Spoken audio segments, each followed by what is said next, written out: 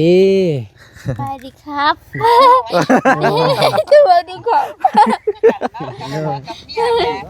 กับอันน่ะกับสายไฟเนาะสายไฟน่ะเวลาบ่ใส่เมื่อวานนี่คู่เหนื่อยแล้ววะอืมอันนี้รักแดนอันนี้เนาะเนาะ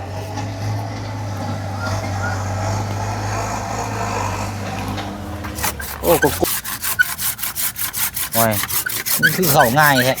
ง่ายแหละมันอนันต์เด้แบบมันเป็นอนันต์ มั แล้ น ว โมเมนต์ของชะเอาล่มลงจังหน่อยล่ะ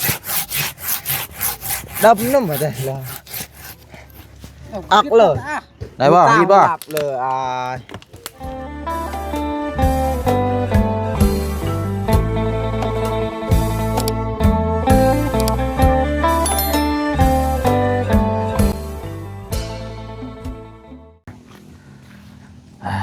เอาพี่น้องเนาะก็หลายคู่หลายคนพี่น้องทักถามเข้ามาเนาะเรื่องทางออกทางเข้าเพราะว่าเห็นนั่นรถแกเครื่องแกของมาเมื่อวานนี่พี่น้องเนาะมันอัดแล้วก็ทำให้ทางเข้านี่ยังบ่โอเคปานใดว่าซั่นเนาะทางพี่น้อง FC ว่าโอ้ยบ่เสียงลองหาออกแนวทางเพิ่มเติมอีกแน่ว่าซั่นเนาะลองปรึกษากับทางพ่อเพิ่นที่ขายที่ดินในทางเจียงในอีกเป็นหยังว่าซั่นเนาะมื้อนี้ก็ทางพ่อเพิ่นอยู่ก็ได้สิได้ถามเบิ่งนํกันอีกเนาะพี่น้องเนาะเอาสบายดีเด้อพี่น้องเด้อเนาะเบิดสุขุสุคนพบเจอกันอีกคือเก่าเนาะสบายดีพอเด้อก็บ่มีหยังเพิ่มนั่นน่ะหรอกมีแต่ว่าเมื่อวานนี่เขาเจ้าแก้เครื่องแก้ของมาหลดทางมันแคบหั่นนะพอมันพอสิพอออกแนวทางได้อีกบ่นะ ออกไปเลย แม่ว่าจะให้มันกว้างในจักหน่อยนะครับอันโกกหมักกระทันตัวนั้นตัดออกได้อยู่บ่ ก็ได้หมักทัน ตัวนั้นได้กับอันตัวนี้มันติดง่าตัวนึงนะเมื่อวานนี่กะคันว่าเอาง่าตัวนี้ออกรถชุมเฮาก็สิเข้ามาได้เลยนี่ บอกคันว่าตัดหมักทันก็มาออกลักขับ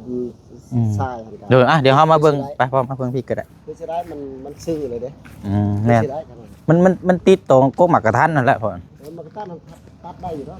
กับอันน่ะกับสายไฟเนาะ สายไฟเวลา บ่ใส่เมื่อวานนี่คู่เหนื่อยแล้ววะ มันเป็นคดเด้ลีกมันตัดตัวนี้แล้วมันซื้อมาเถื่อวิทย์ยุ่น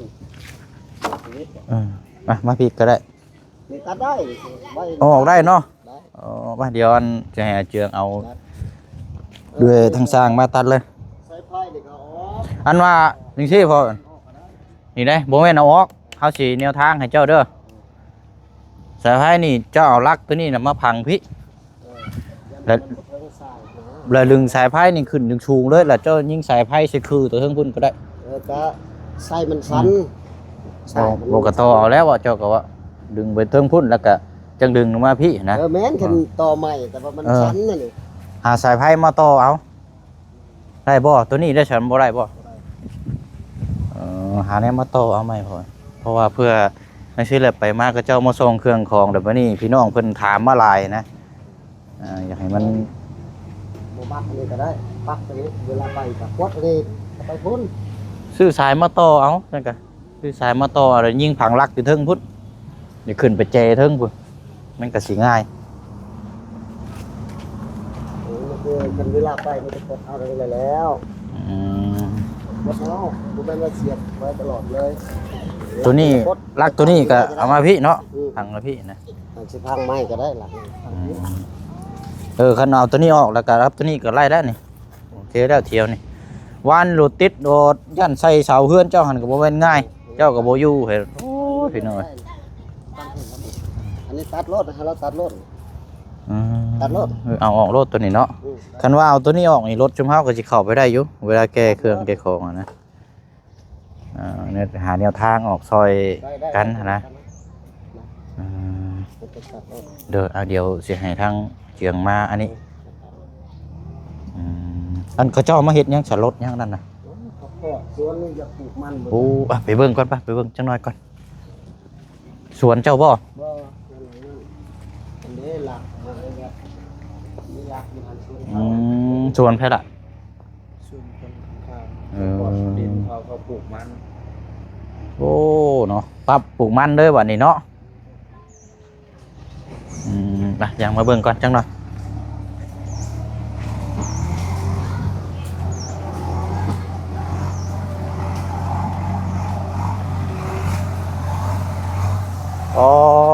เนาะเท่าไหร่เด้นี่เนาะเบิ่งเด้อด่าเด้อจะไปใกล้รถได้ยับมาพี่เบิ่งเด้อเยอะเนาะ ประมาณล้านห้า ปั๊บเหมือนบ่ล้านห้า เดียว อ่ะแปลว่าไทยชื่อนะนี่เนาะ โดย ไทยปั๊บไปนี่ชื่อเนาะอันนี้รักแดนอันนี้เนาะเนาะ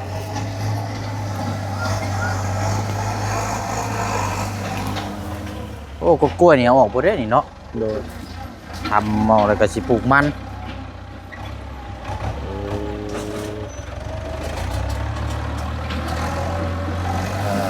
โอ้จ้างอยู่ล้านห้าเนาะป่ามันหกเนาะเดี๋ยวนี้ก็เชียวออกบ่ได้นี่บ่ ออกหมา โอ้เปลี่ยนได้บัดนี้เนาะกุ๊กนั่นได้เสียกุ๊กหวดบ่ บ่เขาบ่ออกแล้วกกนะ บ่ได้ออกแล้วตอนนั้นเนาะเอาเนาะเปลี่ยน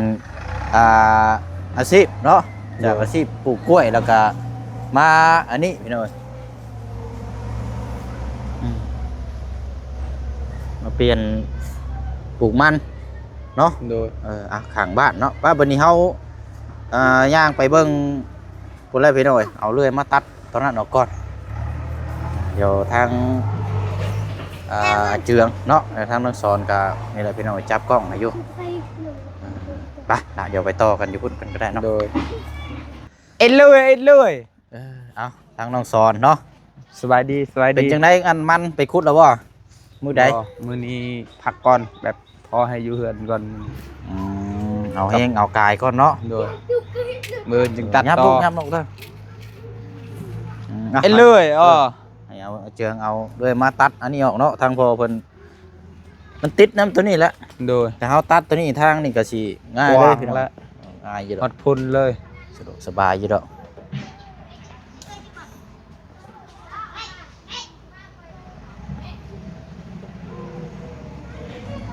ได้บ่ตัดกูแล้วจำเลยรู้แล้วเนาะ คิดแต่ก็ได้เลย เด้อเอาเนาะ สบายดีเด้อ สบายดีเนาะทางกันเอาเลยได้อพ่อเนาะเพราะว่าทางที่บางเทื่อเขารถเขาเข้าไปเลยเขาแก้เครื่องนะเขาจอดอยู่พี่มันไกลนะเขาถอยหลังกลับไปพุ่น ใจ ไกล เขา เนี่ย คิดมอง รถไผ่นี่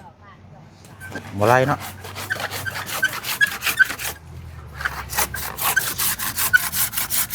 โอ้ยมันคือเข้าง่ายแท้ ง่ายแหละมันอนันต์เด้แบบมันเป็นอนันต์ มั แล้ น ว โมเมนต์ของช่างให้หมดจักอันนี้บ่ โดย เห็นบ่ เลยนี่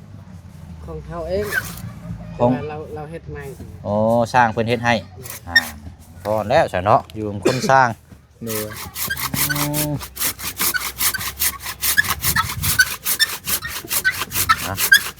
ตัดเอากัน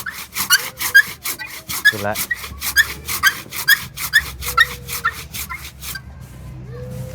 เดี๋ยวทางก่อนพี่น้องเนาะว่านี่ติดขัดรถกระเจ้ามาส่งรถใส่คางเฮือนหนึ่งกระปุกไม้รุดไปก็มอง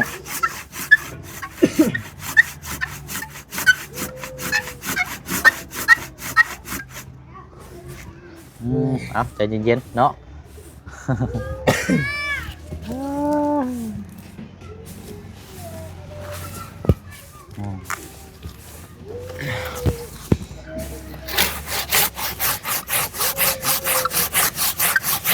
แล้วก็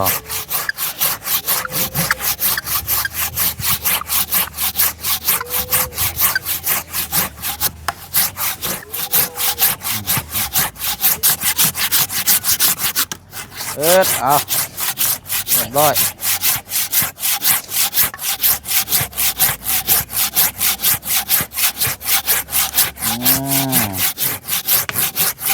โจมเอาไปไม่พ้นเยอะก็ได้บ้านจะกินไปกระดาษไปรถ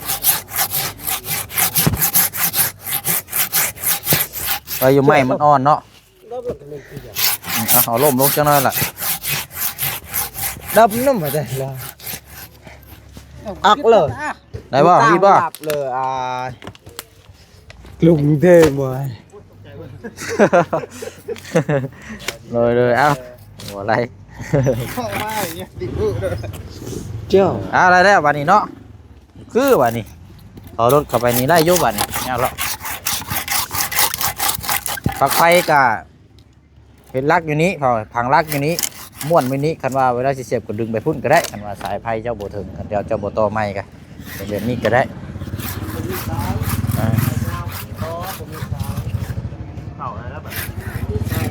ไปเดี๋ยวขอตามไปเด้อไปช่างเด้อก็ได้กับข้าวเด้อห่านเอื้อยแล้วนะพวกหยังก็ได้ตามเบิ่งทางบ่บุญแล้วเราออกไปเลยโดยสายสั้นเนาะไปซื้อสายมาใหม่เด้ต่อเลยดึงขึ้นไปพุทธผังลักอยู่นี่ขึ้นไปนี่สายไฟดึงไปใส่ใจดึงมานี้นะบอกในน้ำบอกเราแต่ว่าเราว่าสายสั้นนะป้าสาวเนาะอันน้ำนั่นแหละพี่น้อยพอได้ทางของทางเข่าเขาแก้เครื่องเพราะว่ายังจะมีติดตามเบิ่งน้ำกันยาวๆแล้วนี่ก็ให้ทางอันพอเราแนวทางอันนี้บอกป้าเอาแบกเอาไปกินใช้บัตรนี่ ยันพาไปกินตัวเดียว ยิงตัวนี้เนาะ เป็นบนรถชนเมื่อวานนี่ ปะบ่เป็นหยังเราว่าบ่ให้ตัดแต่ตัวนี้กันตัวนั้นคันว่ามันติดกับตำมันหักเลยเนาะ จึงจบไปดีเราบ่ต้องมองอย่างไรตำรถ ตัดไม่ขาดเลยตัวนี้แหละ เอาทิมไปหันแล้วล่ะเนาะไปน้องซอนกินแล้วบ่เข้าล่ะเขากินน้ำตัดทรงผมใหม่บ่นี่คือรอกูเก่าโอ้เนาะสกินขอบคักอีดีเนาะทางสร้างเขายังบ่ทันมาพี่น้อยเนาะพอดีว่าแก้หาแนวทางหมองทางเข้านี่แหละพี่น้องใครอยู่ดอกบ้านนี่เนาะพุ่นละมันโด่งนะเพราะว่าปิดไปได้เอากกลำไยตัวนั้นออกไปยังคักแล้วแต่ว่าเราบัดเสียหลายก็บ่เป็นหยังหรอกเนาะหันกระปิดละโตเนาะเป็นยังไงผู้บ่าวน้อยจ้ะบ่มีขนมมาฝากช่ำโอ้ยเนาะย่างตาแดงเนี่ย เป็นหยังอาบแล้วบ่น้ำโอเคเอาเดี๋ยวลงมานั่งลุมพี่ก่อนก็ได้เนาะพอดีว่าทางด้วยเพิ่นเนาะทางพี่จะดีพี่น้องเนาะทางพี่ละไม้เพิ่น สิลมน้ำเนาะโดยเว้าเป็นภาษาไทยเด้อ โดย เว้าภาษาลาวเพิ่นบ่ฮู้ได้ สิเป็นอยู่บ่ เฮ็ดนี่ได้ซะเนาะเป็นภาษาไทยได้เนาะเดี๋ยวบ่เสียงโทรหาเพิ่นอยู่น่าจะอยู่ออสเตรเลียเนาะต่างประเทศเพิ่นผู้ชีบ่เสียงมอบมื้อให้เจ้าอันล่าสุดกินนี่น่ะเด้อ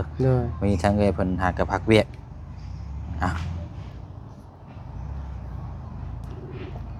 โอเคตีอยู่พี่น้องดีจะพักเวียกครับพี่สวัสดีครับสวัสดีครับพี่ครับจ้าครับไอ้บ่าวเสี่ยงจะกลับบ้านแล้วบ่ค่ะอันเย็นนี่ครับพี่ช่วงประมาณ5 โมงแรงครับผมเดินทางกับไผค่ะก็กับบ่าวบุญบ้านปลาครับผมบ่าวเสี่ยงเดี๋ยวฝากอยากฝากกับบ่าวเสี่ยงว่าเดี๋ยวเป็นเจ้าภาพน้องขึ้นบ้านใหม่เด้อค่ะเราก็อยากคุยกับน้องเพิ่นเดี๋ยวสิโอนตังไปบ่าวบุญน้ำ500เด้อค่ะให้เพิ่นค่าน้ำมันกลับบ้านน้ำกันเด้อโอ้ครับผมครับพี่ครับค่ะไอเปิดวิดีโอคอลได้บ่อยากเห็นรูปเพิ่นแม่ค่ะครับตอนนี้อันพี่สามารถเว้ากับคุยกับทางน้องๆเพิ่นได้เลยครับอยู่หน้ากล้องอยู่ครับได้ค่ะครับเดี๋ยวผมเปิดกล้องครับผมสวัสดีครับเอาล่ะจับกล้องสบายดีสบายดีครับสวัสดีครับสวัสดีครับอยู่แบบผู้ใดแม่บักลาเราลงทักบักลาได้อีหลาแม่บอกตรงๆเถาะได้ยินบ่โดยบักลาแม่ถามแน่ว่ามีบ้านแล้วมันก็สิบ่ได้หนักในชีวิตบักลาแล้วชีวิตสิดำเนินต่อไปบักลาจะเฮ็ดอีหยังดีสิเลี้ยงลูกเลี้ยงเมียอาชีพว่าสิสู้ชีวิตต่อครับบ่สร้างแบบใดล่ะสร้างคือให้เว้าได้ว่าเจ้าสิเลือกทางแบบหยังหั่นนะเลือกทางเฮ็ดให้เฮ็ดสวนเฮ็ดให้นี่บักลาอาศัยรถอีหยังไปไถเฮ็ดให้เฮ็ดสวนแบบนี้ให้แม่ถามแน่มีแต่ เอามือทางเอาผ้าทางครับ อ๋อถ้าสมมุติว่าถ้าบักลาเฮ็ดให้เจ้าไถนี่ต้องใส่รถไถอยู่ไสล่ะจ้างเขาบ่หรือว่าจังได๋ ไม่มีรถไถครับ แต่ว่าแบบเฮ็ดทางให้ทางส่วนทางไปส่วนตัวเองครับ แต่ว่าทางไปเฮ็ดให้มันไม่ใส่รถครับ ใส่คนเนาะ ใส่คน ถ้าสมมุติว่าถ้ารถไถกับรถมอไซค์บักลาสิเรียกหยังสองอย่างเนี่ย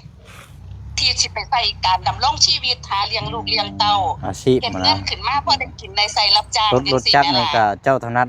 เอาไปแก้เครื่องแก้ของขายอาชีพค้าค้าขายหรือว่าเป็นเอาแล้วแต่เจ้าคุ้มคิดของเจ้าแหละฮะ โดย เป็นทางเอื้อ แม่ เป็น เลย ทา จะถามว่าในการดำรงชีวิตบักลานี่ที่สิไปหาเงินหาค่ำมาซื้อข้าวซื้อน้ำเลี้ยงลูกเลี้ยงเมียนี่ได้ความคิดว่าถ้ามีรถจักรมันจะดีหรือว่ามีรถไถตอกบ้านเฮาน่ะบ้านแม่ก็มีในความคิดบักลานี่อันใดมันดีล่ะสิเฮ็ดซอยบักลาทำมาหากินบ่หนักคือเก่าจังซี่แม่ล่ะ สิเลือก เข้าใจบ่ที่เว้านี่ค่ะ จะสิ โด เลือก ย เอาหยัง เข้า แบบ ใจครับ เอาตัวนี้บ่นำพาตัวนี้แบบให้คือเฮาซื้อรถมาเดี๋ยวเฮาทำใช้ให้มันเป็นประโยชน์ โดย อ่าร ถจักรก็ได้ที่เนาะ แม่อยากถามว่า นั่นแหละเพิ่นถาม ที่ เจ้า แม่ถามนี่คือว่าแม่สิได้ไปคุยกับโมอีกแล้วสิซอยบักลาว่าบักลาสิไปแนวทางตรงไหนหรือว่ารถจักรหรือว่ารถไถที่ตอกนี่แม่เลยอยากรู้จังซี่ล่ะสิคุยกันกับโมอยากพักดันบักลาขึ้นจากที่เคยบ่มีหยังอยากให้ขึ้นมาจักหน่อย มัน แต่ว่าเรื่องมันแบบง่ายแบบสบายนี่ครับก็คือรถ มอเตอร์ไซค์ มอเตอร์ไซค์ครับ เอาที่บักลาว่าสะดวกล่ะหาเลี้ยงลูกเลี้ยงเมียได้ดำรงชีวิตไปง่ายสะดวกบ่ได้ลำบากคือเก่าบ่ได้ไปยากกับครอบครัวพ่อครอบครัวอ้ายแม่บักลาเอาที่แบบนี้เลย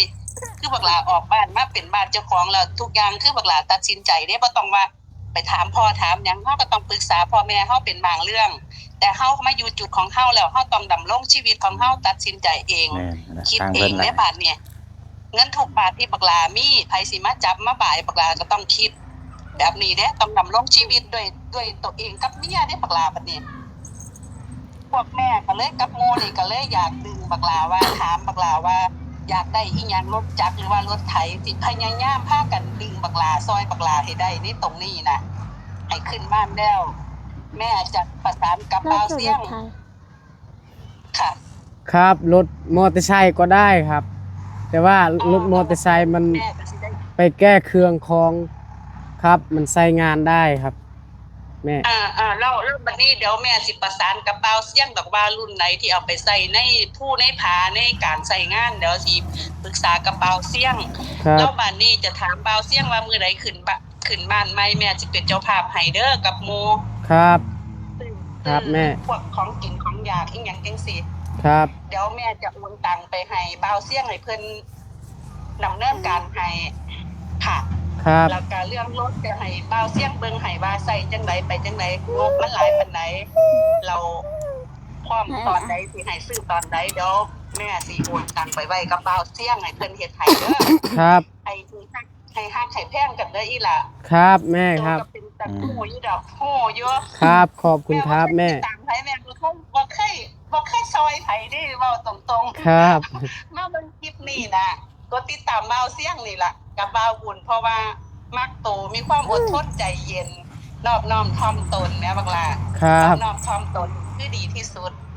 อย่าลืมบุญคุณผู้เพิ่นเคยซอยเจ้าของ ครับขอบคุณครับแม่ จ้านั่นล่ะลูกก็เป็นตาสร้างเนาะ ครับ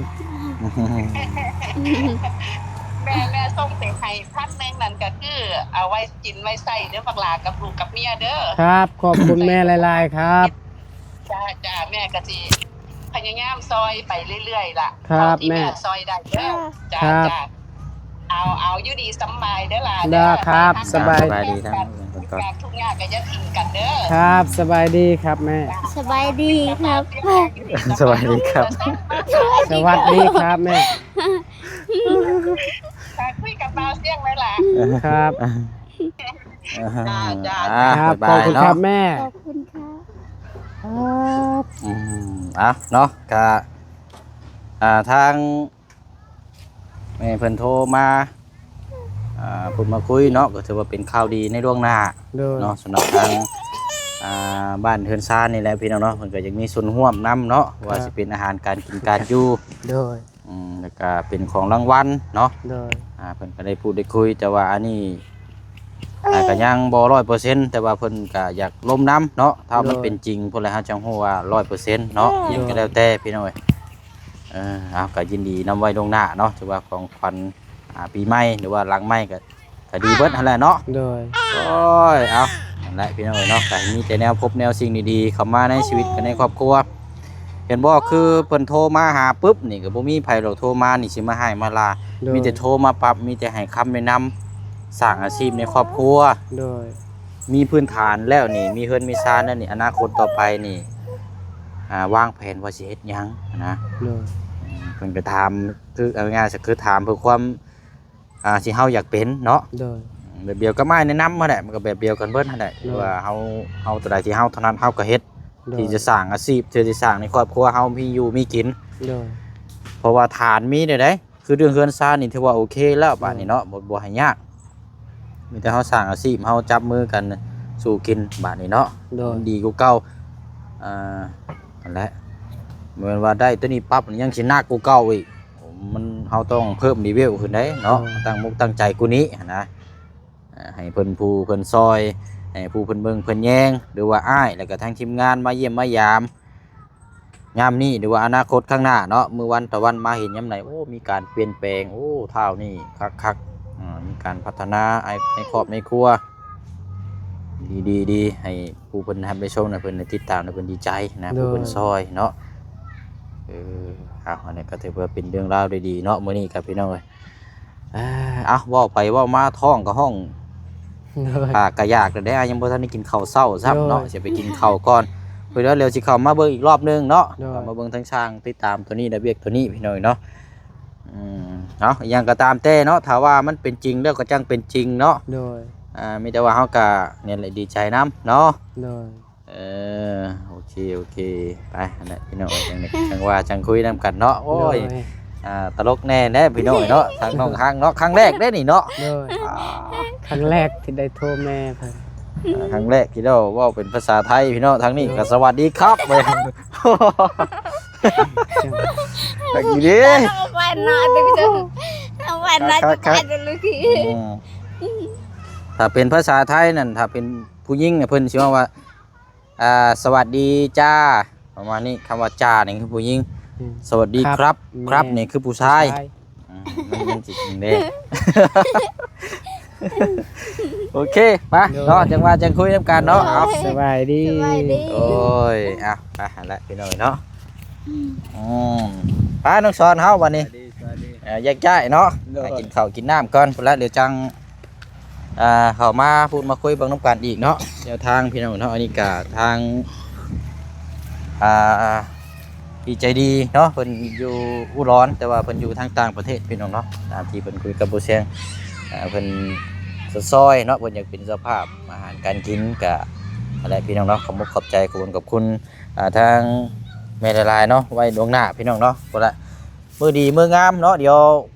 หลังจากปีใหม่พุ่นละพี่น้องเดี๋ยวแจ้งพี่แจ้งน้องนํกันอีกเนาะว่าสิได้ขึ้นมื้อใดวันใดเนาะแต่ว่าเฮามีงานเพิ่มเติมจบจากเฮือนซ่านแล้วถ้าว่าผู้ใหญ่เพิ่นอยากซอยอย่างต่างๆเลยก็เฮาเก็บตกตอนนั้นไปก่อนแล้วก็จังมื้อดีมื้องามก็จังขึ้นอีกบัดนี้พี่น้องเนาะไปอะไรพี่น้องพบเจอกันในคลิปหน้าคลิปนี้ลาไปก่อนเนาะเดี๋ยวพอละช่วงแรง5 โมง 4 โมงผู้เชียงก็สิเดินทางเมื่อบ้านก่อนพี่น้องเนาะรอบนี้ก็เพราะว่าขึ้นมาหลายเลยพี่น้องผมว่านานได้หลายพี่น้องเนาะ15 มื้อแล้วไปจัดว่ามาติดตามเคสของทางอาเจืองทางน้องห้างนี่แหละพี่น้องเนาะแล้วก็เครื่องของถุงยังชีพก็ยังหลายพี่น้องเนาะในรถนะเพราะว่ายังบ่ทันได้ไปแจกจ่ายเด้อาจจะเป็นขึ้นมารอบหน้าเนาะถุงยังชีพจากทางพอหงคำพี่น้องเนาะอยู่ทางต่างประเทศเพิ่นฝากเครื่องของมาให้ทางบ่เชียงนี่หรือว่าทางทีมงานไปแจกจ่ายให้พี่ให้น้องที่บ่มีข้าวมีน้ำหรือว่าเป็นเนื้ออยู่เนื้อกินอะไรเนาะที่เฮาแจกให้พี่ให้น้องเบิ่งนํกันนั่นแหละพี่น้องเนาะอาจจะเป็นรอบหน้าพี่น้องรอบนี้อาจจะบ่ทันกลับมื้อบ้านก่อนขึ้นมาบุกใหม่อีกเนาะเมื่อหาลูกหาเมียก่อนได้พี่น้อง ไปเดี๋ยวจังเฮาเข้ามาเบิ่งน้ำกันมาพูดมาคุยน้ำกันอีกเนาะคลิปนี้ลาไปก่อนบ๊ายบายเด้อพี่น้องเด้อสบายดี